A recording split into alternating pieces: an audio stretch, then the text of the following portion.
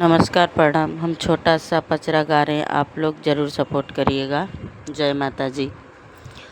कहवा लगाऊं मैया मामा हुआ हो कि कहवा लगाऊं ना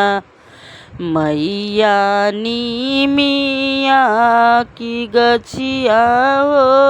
कि कहवा लगायूं ना मैया नी मिया की गछिया हो कि कहवा लगायूं ना बगिया लगाई है सेवकाया मामा हुआ हो कि दुआर लगाइयो ना सेवकानी मिया की गछिया हो कि दुआर लगाइयो ना सेवकानी मिया की गछिया हो कि दुआर लगाइयो ना कमन फूलवा फूले मैया सजमा सबेरमा हो कि कवन फूलवा ना खिले ठीक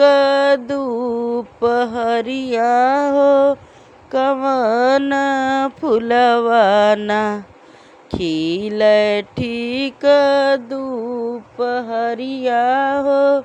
कवन फूलवा ना बेला चमेली खिल सजवा सबेरवा हो अड़हुल के फूलवा ना खिले ठीक दुपहरिया हो अड़हुल के फूलवा ना खिले ठीक दुपहरिया हो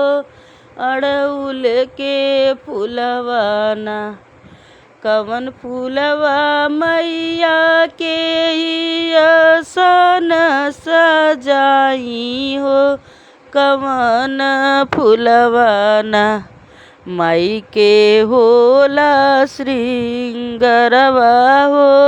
कवन फूलवा ना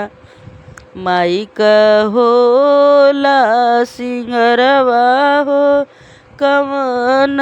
फूलवा ना बेला चमेला माई के आसन लगइब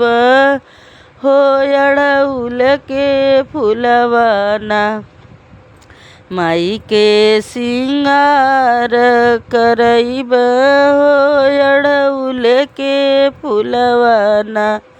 माई का सिंगार करइब हो अड़हुल के फूलवा ना। धन्यवाद।